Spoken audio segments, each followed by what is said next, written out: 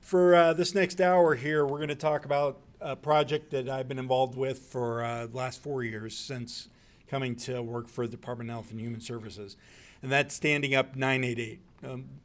We're going to have Jackie Gittins from Voices of Hope talk about really where the rubber meets the road on this because she's the expert. But I want to real quick kind of set the stage for what 988 has been at the state level and what it's a part of. On one level, it's just a change of a lifeline number from a 10-digit hard-to-remember number to a easier-to-remember 3-digit number. It's much bigger than just that. It's a vision of what a crisis system should look like in Montana. We, in the department, use the Crisis Now model. Some of you may have heard of that, some may not have. But what the Crisis Now model is someone to call, someone to respond, and somewhere to go in a mental health crisis.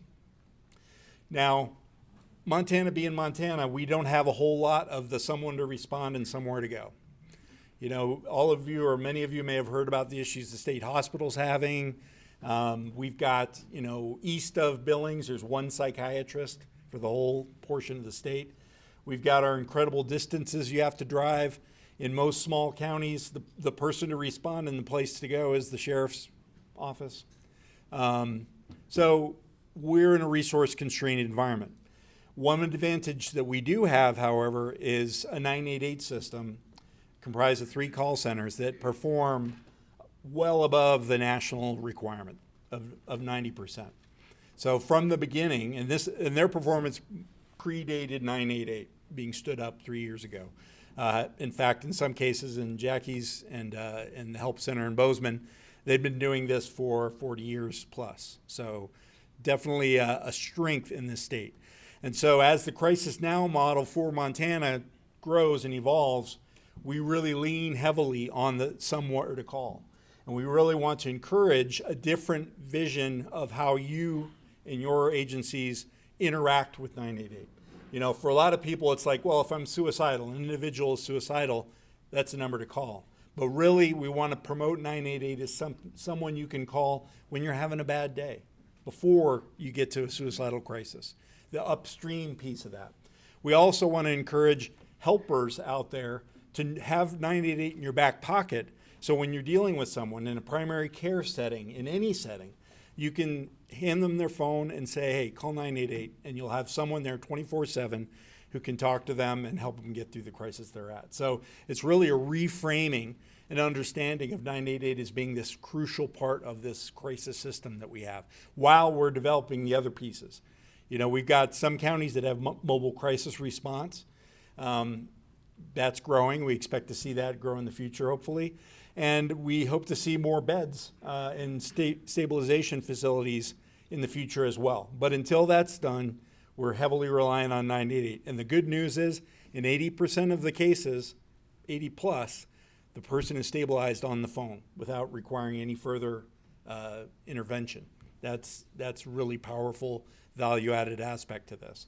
So I just want to encourage you to do that. If you've been next door, you know that I've got those materials out there. We're trying to market as aggressively as we can for 988. So take cards with you, take posters, put them up in your workplace. But really, that's the name of the game from the state perspective. So without further ado, I want to introduce Jackie Gittins, who is really the pro when it comes to this stuff. Her call center, Voices of Hope in Great Falls, covers the majority of the state. And she has been a mentor to me as I've been learning about this kind of a system, because I had zero experience 4 years ago when I started doing this. So please help me in welcoming Jackie to the stage, and we'll look forward to her presentation.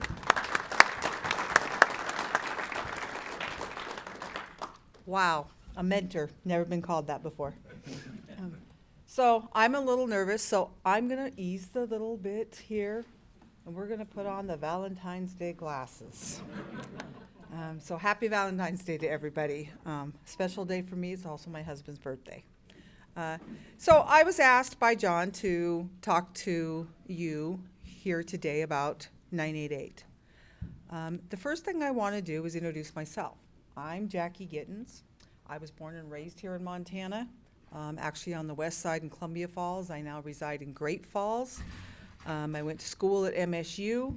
Yes, I'm a Bobcat fan, but my mother is a Grizzly fan, so we are a mixed family. I have been the director of Voices of Hope, which covers the north central region for the state of Montana. And initially, when we were formed and I came on, we had 38 counties. Actually 43, I can't even count now. And when we divided down, I now have 36. And some people will ask, and we'll get to a map of, geez, were you really that crappy of a negotiator? Why do I have so many counties? One of the reasons is we had a really good working relationship with a lot of the Native American communities.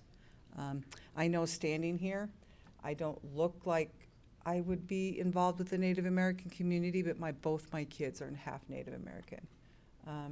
And so I do have a very realistic view of what goes on and what happens and what's different and why. It is different for everybody. And also the veterans. I live in Great Falls. We have Maelstrom Air Force Base. We have a large community with veterans and active military. I have been with Voices of Hope for 24 years. I started off as a volunteer, designed and worked on the Montana 211 database, which you heard about this morning, and we'll talk about that. Started answering calls, developed the resource database with 211, moved up as she called me, her workhorse, in fundraising and getting things done. And then in 2014, I became the director. I still actively take calls. That's my way of being connected to my workers. What do they go through when they take those calls? What's going on? What do I help them with? What do they need to help the people that they're serving? So the first thing I want to do is talk about what 988 is and what it isn't. 988 is designed to complement other emergency supports, not replace them. We are not like 911.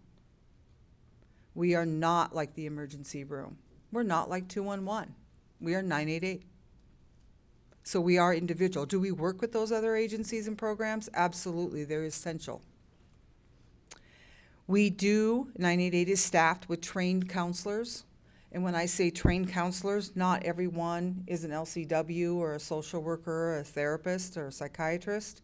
Some of them do have degrees, but they go through a pretty rigorous training. They're trained to meet the people where they're at. What it is not, it's not a standalone solution. I don't think there's any standalone solution that's going to be able to cover everything. We are an option for people to use. What is not a new service. As John said, we started out at 1-800-SUICIDE, and I was there when it was 1-800-SUICIDE. Why did 1-800-SUICIDE not work? What did that imply? In order to call, you had to be suicidal. That's not the case. So then they changed it to 1-273-TALK, 1-800-273-TALK. That implied that anybody could call, but what a mouthful.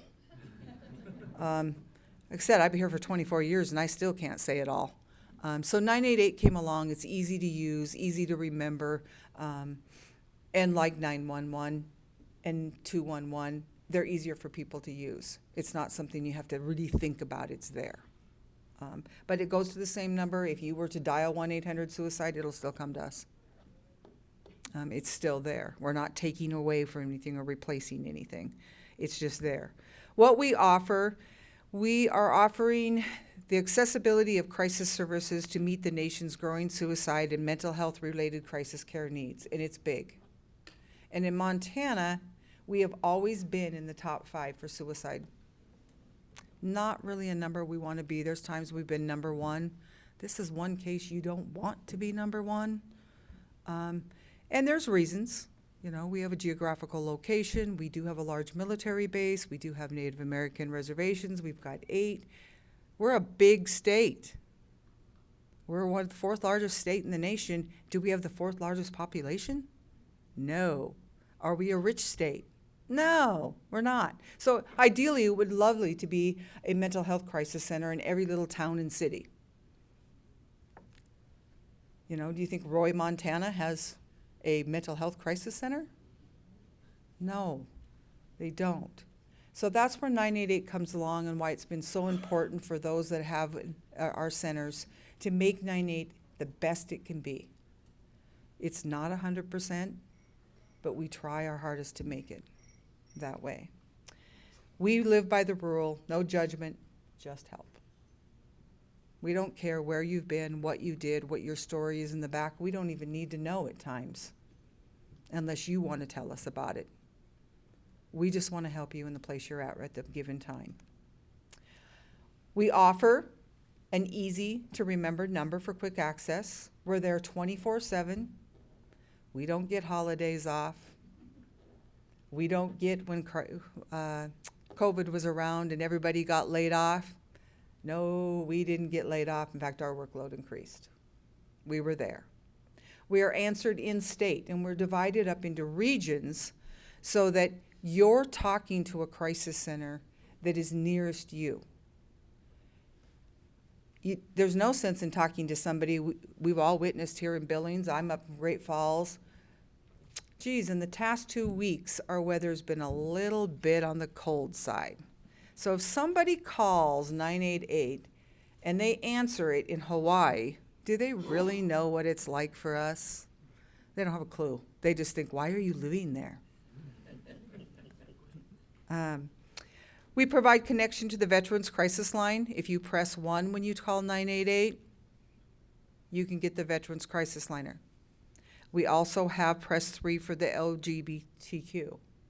Now, just because you don't press those, does that mean we won't talk to you? Absolutely not. We'll talk to anybody. Sometimes talking to a vet helps. Sometimes I know that we've had with the military base that somebody that's active duty doesn't necessarily want to talk to somebody that's associated with the veterans line because they report. We don't. And believe me, standing in Great Falls, I have been petitioned by Malmstrom Air Force Base to produce records on a certain individual 3 or 4 times. No way you're not getting my information. It's private. We are there to help the individual. I'm not going to ruin their career by divulging their personal information. You receive immediate support and listening ear. Sometimes people just need that listening ear. It's not that we really resolve and solve all the problems. John said we have a good rate of over 80% of our calls we resolve over the phone. Sometimes it's the person calling that resolves their own problem over the phone just because somebody's listening to them. And acknowledging that they exist and the way they're feeling is not crazy. We have access and connection to available community resources in the caller's area, and we use Montana 211. Montana is unique in the fact that we have 3 centers, and 2 of our centers are what they call blended centers, meaning that we operate both the 988 and the 211 in our areas. Why is 211 resources important? Because sometimes it's a simple thing of they have 5, 6 things that are on their plate that may be causing them to feel like life isn't worth living. If we can resolve even just 2 of those by getting them some help through the 211 resources, I can take a breath. Maybe it will get better. It's that feeling of there is hope. Maybe it can get better. Not all at once. I can't wave the magic wand or twinkle my nose like Bewitched and say it's all better. Not going to happen. But we can relieve some of that stress. And sometimes just talking about it. As people talk and start talking about the reasons they don't want to live anymore, or the reasons they're so high in the anxiety and their life is such a mess and they're stressed here and oh my goodness, I can't handle that. As they start talking about it, sometimes they'll even pause and say, geez, I wonder if I did that a little bit different if I went ahead and signed up for LEAP and the money that I was spending on that gas bill I could now spend on my car insurance, and then I wouldn't get a ticket for no insurance again. Did I say anything? Did I solve their problem? Not really. They solve their own by talking it out. One of the biggest things I look for when an individual applies and wants to work for us is, can they listen without judgment? Can they just listen and not intercede in their own feelings and their own perceptions and listen to that person and what they're saying? We don't have to agree with their reasons. We just have to agree that what they're feeling is real, because to them it is. It's completely free and confidential. As I said, the confidential piece, I've been tested. Completely free, cost you nothing. You can call 24/7. My phone is available 24/7. There's times you may get me if it comes to the point where we have 5, 6 calls. Now, what I don't want anybody to do in this room is everybody get their phones out and call 988. Because if you do, my phone is going to start vibrating. I do not have that many people in the office to do it. We judge on how we do and do the best. We do not like it if it goes to another call center. My rule is, if it's not answered by the second ring, you better have an explanation or be on the phone with something else. I want to know. So we do those things. Simply, how to access. I know that people look at this and say, well, duh, how do you access 988? Sometimes people have to be told, you just dial 988. That's all it takes. You can text in Montana, and you can text MT 741741. It still is in existence, but we are in the process of making it so those texts and chats will come to the individual call centers just like the calls do. I thought it sounded fairly easy to do. Yeah, well, I'm not a technical person, and I've been told otherwise. Not all that easy to get it done. Who can use 988? Anyone. Anyone experiencing any type of mental health crisis. What is a mental health crisis? May be different for you to me. I had an individual 3 years ago that was 16 years old, didn't have the best of upbringings in her family atmosphere. They were quite poor, but she had gotten a part-time job and babysat, and she was going to prom. And she had bought a brand new dress. She went and got her hair done. She even went and got her nails done. And the night before prom, she broke 2 of her nails, and she called. And she was in hysterics. It's ruined. It's all ruined. All my work is for nothing. Now, as an adult and on the other end, we know that's not true. But to her at that given moment, did it feel like it? It did. She worked hard for those things. And all it took was for her, and one of the workers that got her said, you know, you can go down to the little store and get some 99-cent stuff at the dollar store, super glue, and fix it yourself. Ha!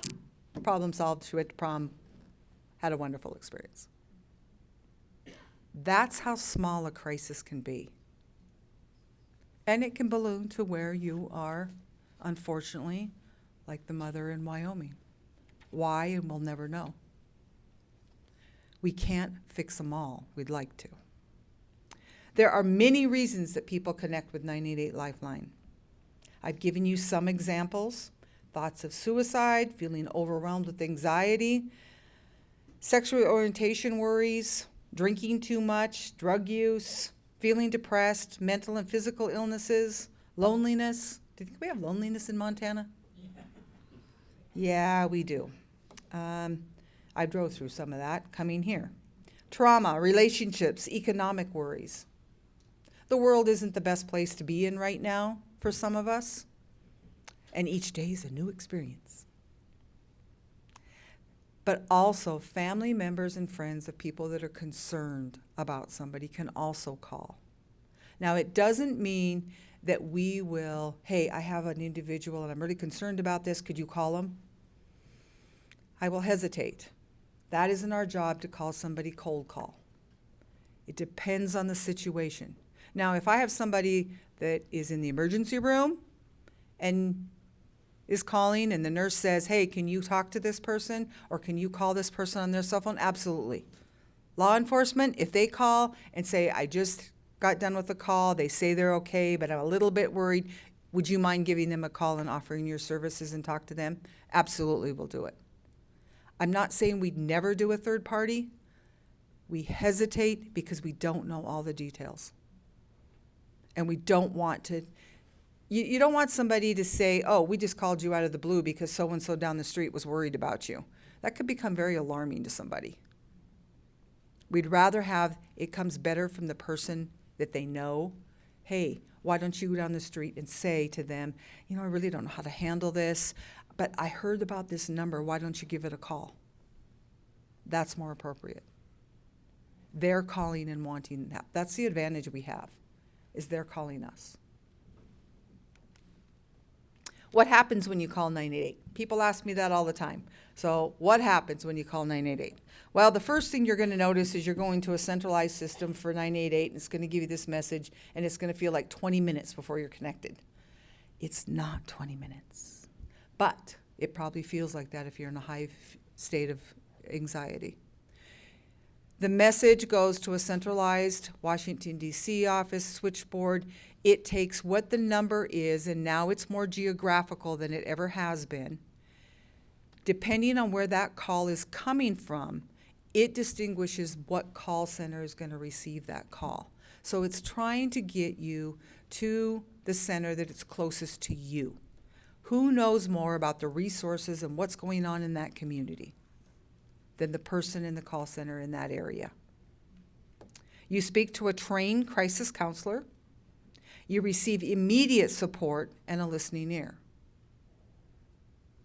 And you receive access and connection to resources based on your needs and area. Some people don't need any resources. They just need to talk. That's okay. You can do that.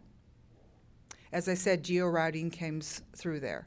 Right now, like I said, 1 to 2 rings. When I say 2 rings, that's approximately 14 seconds. So if it's rang more than 2, Jackie's on somebody's butt. That's not fair to the caller. They're already in need, and it took a lot of courage for them to call.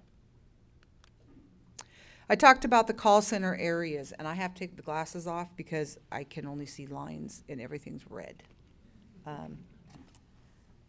So right now, when you look at that, it's labeled in 3 different ones. You can see Voices of Hope is the darker purple. Can you see why people think I'm a bad negotiator? Missoula is in the red. They're the newest center. At one time, I also took those counties. And then Bozeman is the light blue and the help center. We work very well together. We meet with John and then without John. We meet on a day-to-day basis. I talk to one of the other centers at least once a week, if not more. What do they need? What are they doing? What are they finding? What is the trend? Is there new trainings out there? Geez, we're running into this problem. We feed and work with each other to make the system the best it can be. So that's the coverage map for 988. When we go back to what happens in the plan, suicide-related calls, we're going to ask you, or sometimes they just tell us, if you're suicidal. We want to know that because that's important on how we and what direction we go in the call. If you're suicidal and have the gun in hand or have already taken medication, that speeds things up just a little bit. We need to get you help and get you talked down. If you're just thinking about suicide and contemplating it and ideas are increasing, we're still going to do those same things, but we have some more time to talk and take some more steps to do that.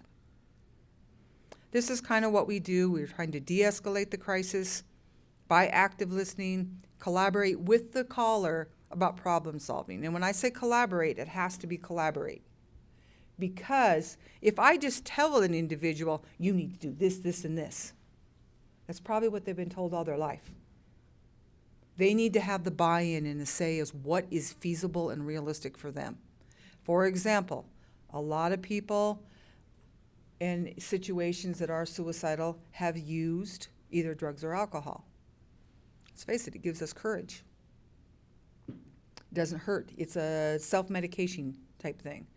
An individual that is used to drinking a cold pack a day Is it wise for us to tell him, you can't drink that much every day, just stop drinking? Not only is it not realistic physically, it can be really detrimental to their health. So it has to be a realistic buy-in on those. We have to explore and advise on coping skills. Coping skills for one person are not coping skills for another. How many of you run or exercise when you're stressed? Does it make you feel better? Any of you? Tell you what, if I ran, you'd have to give me oxygen and then it would be a physical thing. That's not my thing. But I have horses and break horses, and I found something when my kids were in high school that my daughter came home one day and she goes, I know when you've had a bad day at work and you've had a bad call. And I'm like, really? Because I thought I took a really good effort in making sure that didn't happen. I didn't want that to reflect in on them. She said, yeah. Because when you come home and get the old rope horse to go riding, you've had a pretty good day at work and you're just laid back and thing. And if you've had a bad day at work, you take the little 2-year-old snot in the corral. And I said, well, yeah. Why do you think I took the 2-year-old snot?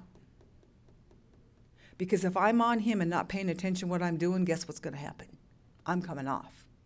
So anything that's happened during the day temporarily goes away from me, and I concentrate on that, and I can start anew by addressing it different. So everybody has different coping mechanisms.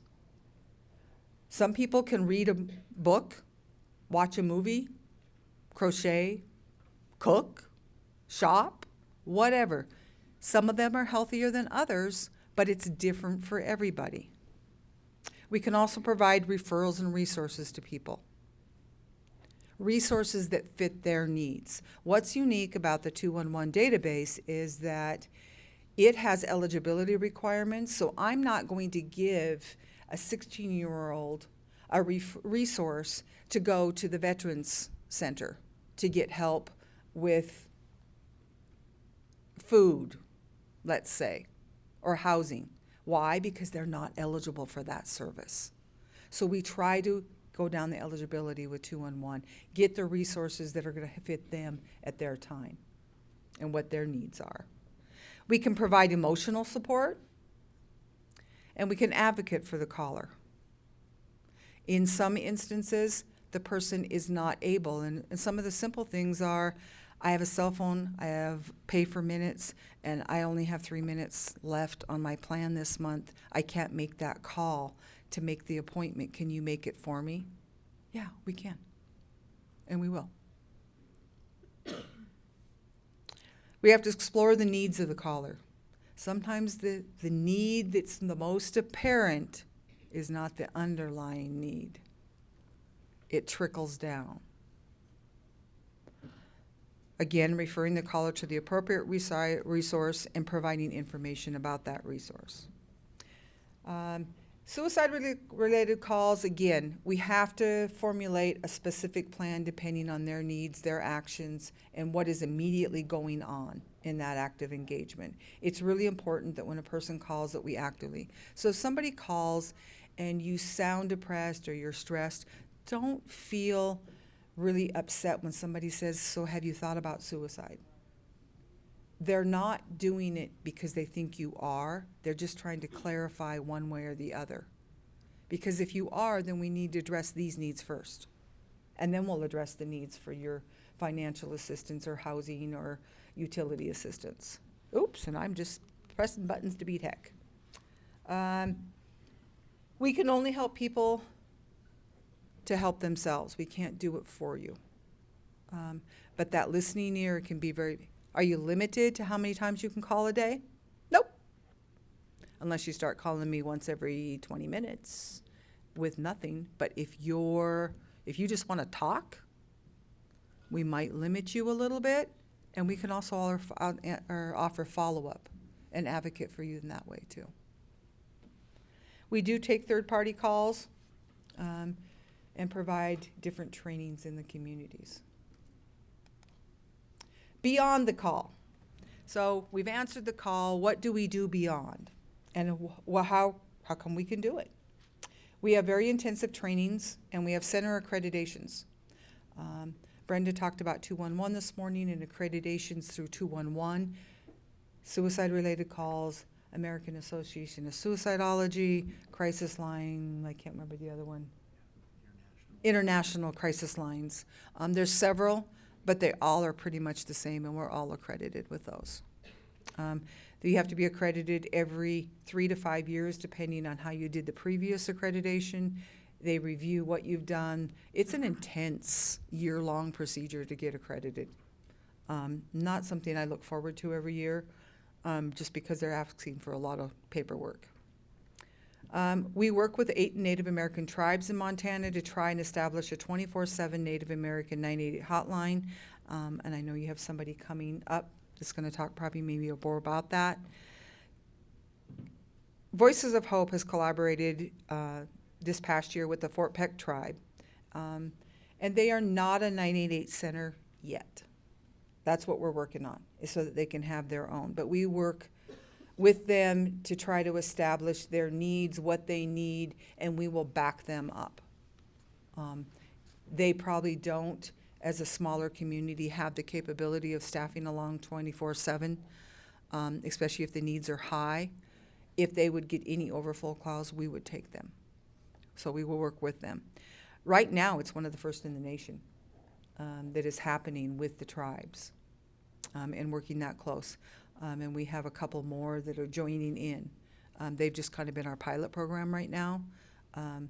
And we'll see where it goes, what the needs are. There's been some things of, does each reservation and tribe want to have their own call center? Is that realistic? Or do we do a Native American crisis line that is stationed in maybe one of the other areas but serves all the tribes? And that's for something that they have to decide, but we will go with them and what their needs are. We assist 911 dispatch in dealing with mental health crisis. We are not 911. There's kind of a misconception out there that if you dial 988, they just call the police. Have you heard that? That's not true. That's what we're trying to stop. That's what we don't want to do. Will we call 911? If the need arises that the person in crisis is in the immediate harm of taking their own life. In other words, they're standing on the bridge. We need to have law enforcement out there. We need to have somebody out there. They have a gun to their head. I need somebody there. Am I just going to hang up and call 911? Absolutely not. We actually want their permission that we're going to call them. We want their buy-in. We will stay on the phone with them. We will help them and guide them. We've had people that have had past problems with law enforcement. Cop pulls up in their yard and anxiety goes through the roof. And 2 cop cars show up in your yard. How's your anxiety now? Even though maybe you've done nothing wrong and you know it, your anxiety is still there. We will stay on the line with you. We are in communication with the 911 dispatch and yourself to let you know step by step what's going to happen. Follow-up support options are available. Those are completely optional depending on the caller. Unless the person has shown that they are suicidal, will we call them? We know they went to the hospital. We're going to wait 2-3 days and we're going to try to call them back and see how they're doing and what else we can help so they don't have to do that again. But in most cases, when we do follow-up, we've had the buy-in of the caller themselves. We have regular callers that we call back once a week just to check in. Sometimes they choose to call us. The only way we will call them back on a follow-up on a consistent basis if they have given us permission to do so. And we don't share that information with 911 or their boss or the military or anybody else or their friends. That's between us and them. Connection to local mental health providers. Sometimes that's tough. The farther east, the smaller town, a mental health provider is hard to find. That's one thing COVID did good. I know it's hard to say that COVID did anything good. But Telepath came along to offer services for people in rural places that just cannot get to mental health services. It's an option. Again, information on available community resources using Montana 211. We teach them how to use Montana 211. Walk them through that. So what are people calling about? I really like this slide, and I stole it from one of my co-workers in Help Center in Bozeman. The reason I like it is this. When you look at it, the presenting issues is in the middle, and there's some big words out there that have abuse, mental health, disaster. Those are the basic ones. And then there's all these little words that come out. What I want you to look at that for and look at is the presenting issue is just about anything. It can be anything to anybody. Remember, a crisis to one person is not necessarily a crisis to another. We track performance metrics. For example, last year in 2024, statewide, 12,202 calls were taken on the 988 hotline. 5,185 were taken on local crisis lines, hotlines, which usually the 988 center is manning as well.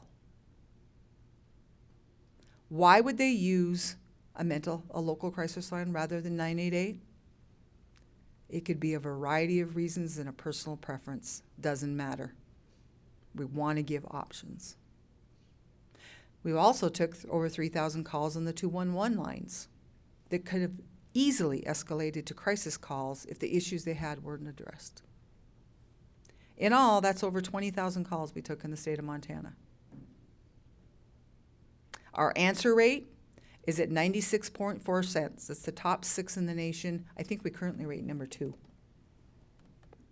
throughout the nation. And we're pretty proud of that. The answer speed, the average answer speed is 10.8 seconds. That means that call is being answered on the first ring, right after the first ring, that it comes into our center. Now remember, that can be deceiving if you're calling the 988 line because there is a wait period as it is transferred to the local crisis line. And that is one of the reasons we would give a local crisis line. I don't want somebody to be in a crisis and all uptight because they had to wait that long. So I'm going to immediately address that and say, you're right. Maybe we can get you into a faster response time by calling this number the next time. What's the deal? What's going on? What do we need to talk about? What did you initially call for? I don't want that call to be about, well, it took me 20 seconds to do this and then I had to wait another 20 seconds. That's not why they called.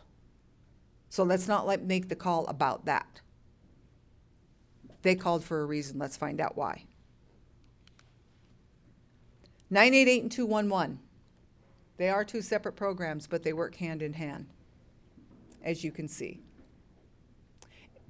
I mentioned before that 2 or 3 of the call centers operate 211 programs, but the third one has direct access to the database.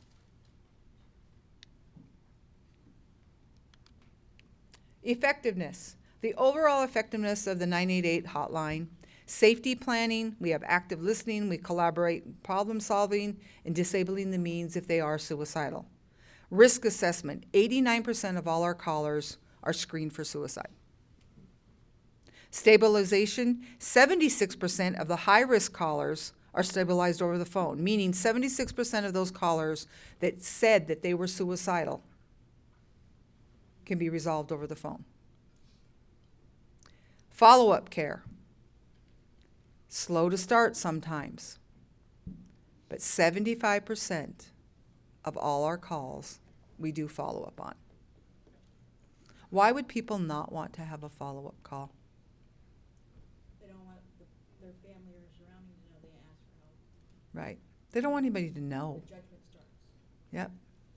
That's where the judgment starts. They're labeled. That's not what we're there for. We're there just to concern them.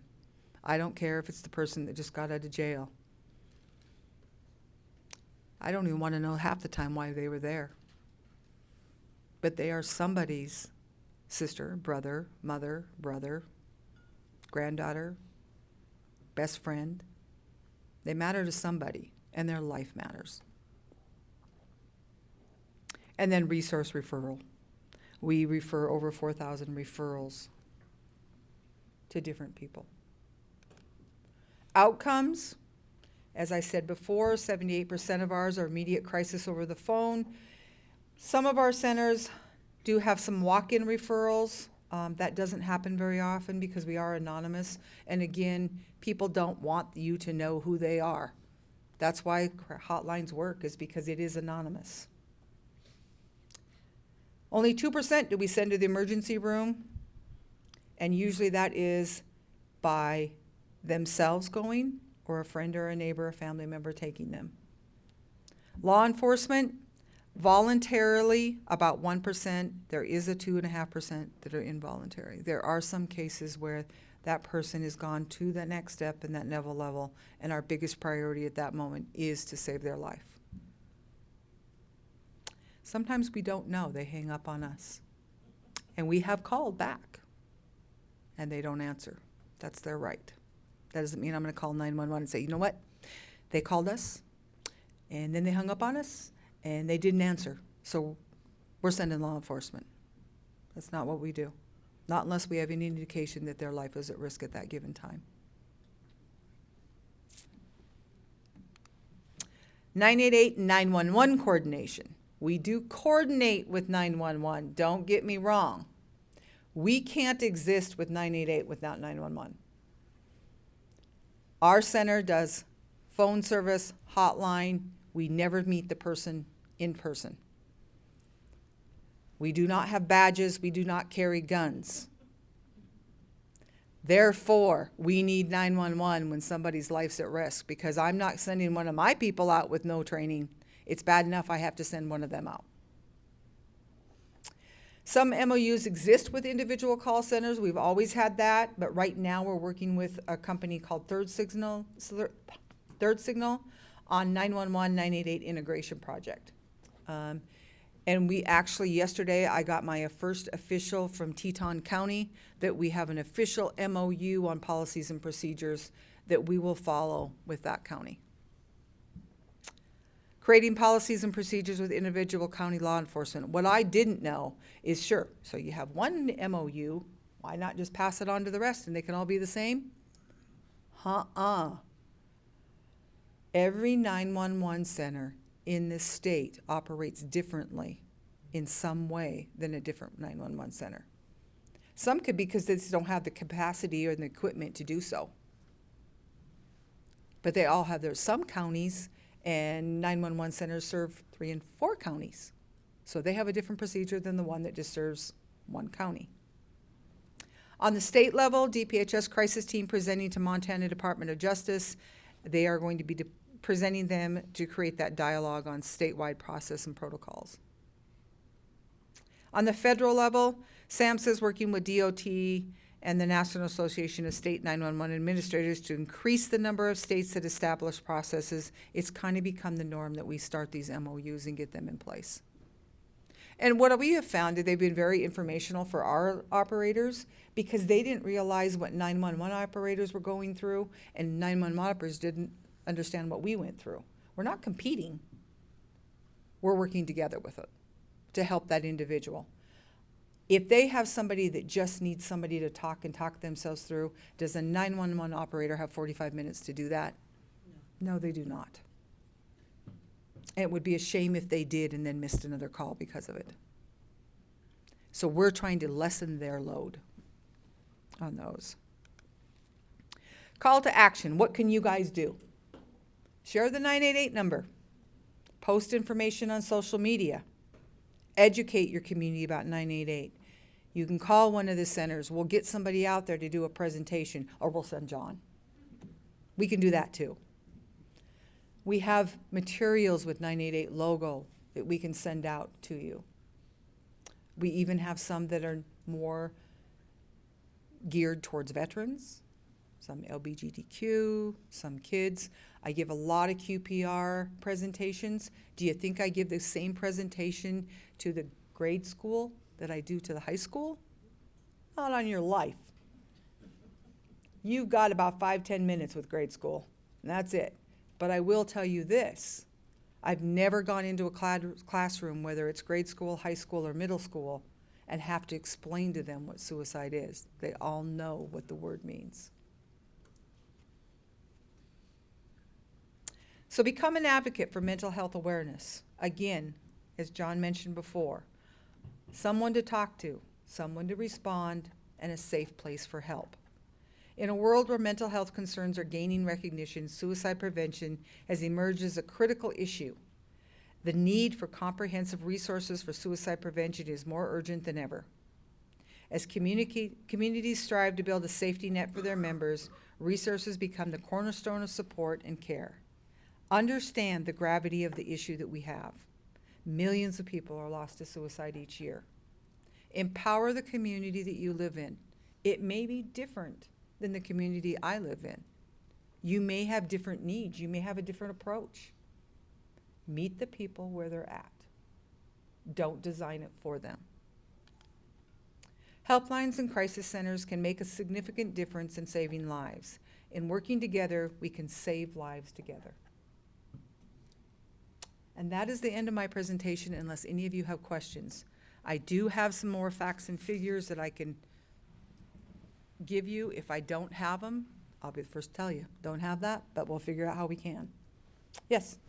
And the problem is throughout the country is trafficking, human trafficking. And there's always an option, you know, when people are reaching out. There's training for 988 people to know how to transfer that so that people don't get lost in the shuffle. Yes, there is. We go through an extensive training with human trafficking. In fact, I'm on the board for our human trafficking in Cascade County, because it is an issue. Any question? Do you have any data stats that reflect that cross-correlation between an extreme mental health situation and food insecurity, homelessness, I mean, yes, relationships, I saw that related up there, but that cross-section about how much more likely a person is to be in crisis when these factors come together? Do you have anything that even starts to get after that? I don't have any data that says which are worse and which promote, because it's also individual. I mean, each individual has a barrier point on what they can handle and what is that breaking point for them. You know, we know that sexual assault victims, including human trafficking, are really high risk. People that, and we find this a lot, high school kids that have been successful in their high school career, sports, good grades, high school was pretty easy for them, and they go to college, that freshman year is hard for them because they are nobodies. And they're used to not being that nobody. And in Montana, where our smaller communities, I mean, Billings and Great Falls, yeah, those are big cities. Not really. Though they're publicized, they get that notoriety and they get that feeling. So it's really hard for them. So that's an age group that we watch a lot. Talk to that a little bit too. I'll use my big voice.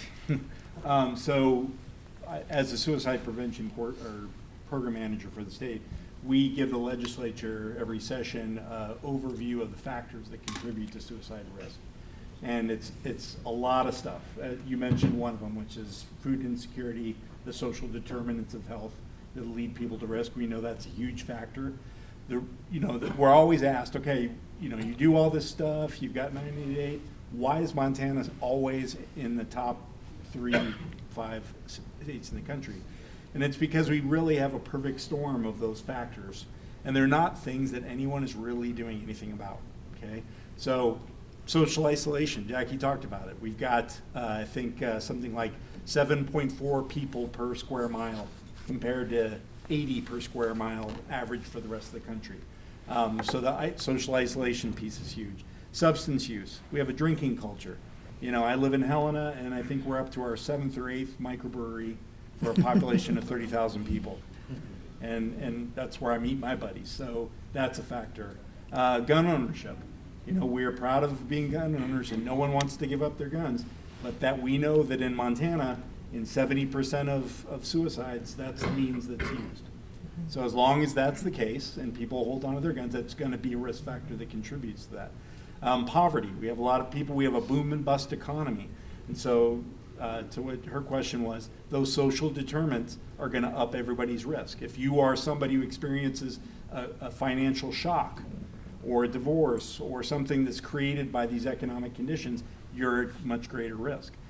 We know that, in a lot of cases, there are people who have a predisposition for suicide. They might not be suicidal at any given moment, but when they experience a shock like that, boom, suddenly they're at higher risk than somebody else would be.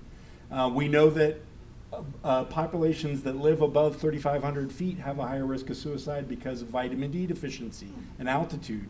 The oxygen deprivation leads to metabolic stress, which is increasing depression levels. So we've got all these things that contribute to that, and none of those, we're not at war with any of those, really. And So- some of them we can change and some of them we can't. Yeah. So what we do here, to use a military expression, is sometimes a Band-Aid on a sucking chest wound, but if we can save a few lives that way, we'll continue to do that. And so that's what I mean by 988 being such a great value-added thing, because we have so many things against us. That's one really strong thing we have going for us. So. Oh, another thing I've noticed from my military service, traveling around and encountering teenagers mostly, is the military/legacy service thing where their parent has served, they want to go into that branch of service, they can't make it, they aren't as successful as their parent or their family legacy or lineage is, and that creates another form of stress, particularly since we're here dealing with the veterans. So, keep that in mind when you're recruiting teenagers to those service and whatnot, and, because I talk to them and they're like, oh, my dad was, and I'm like, that's great. I said, but what are you interested in? What are your goals? Great if dad served in whatever branch and you want to serve in that branch, but okay, what happens if you don't get that branch or that job in that branch? What do you want to do?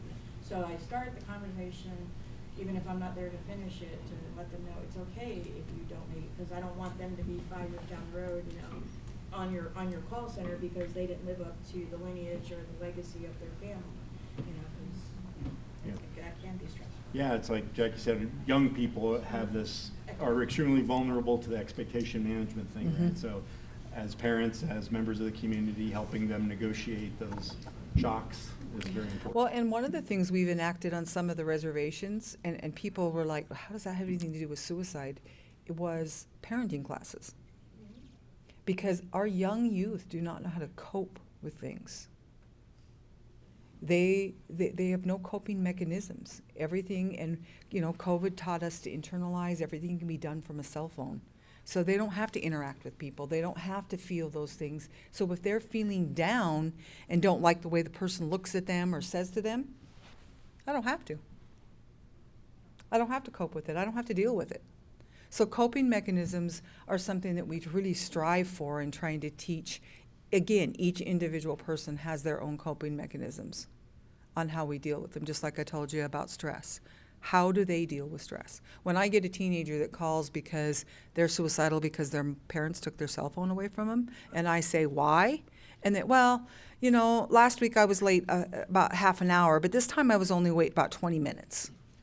You were warned that you were going to have this happen, and now you're suicidal because they went through with it.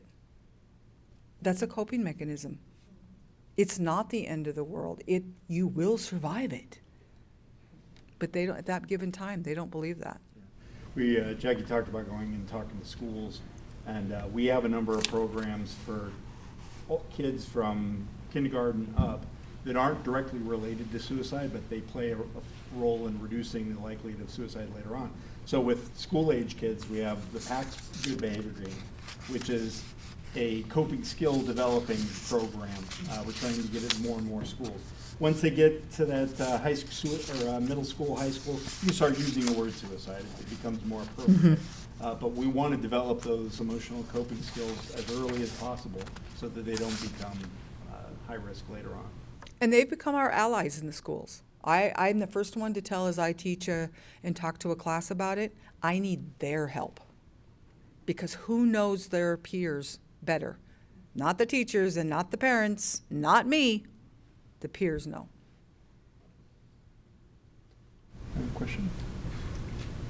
Yeah, with all the statistics we have, every group that does what has them, there's always the thought in there, especially with human trafficking, we have this come up a lot. yeah, we have all these statistics of what are the statistics that don't know of, that because they're not coming forward. Right. Yeah, there's a large percentage that we don't know because they haven't come forward and we have nothing to track. The We only can track the ones we know about. Even if we get it all fixed, they still have that ghost in the closet.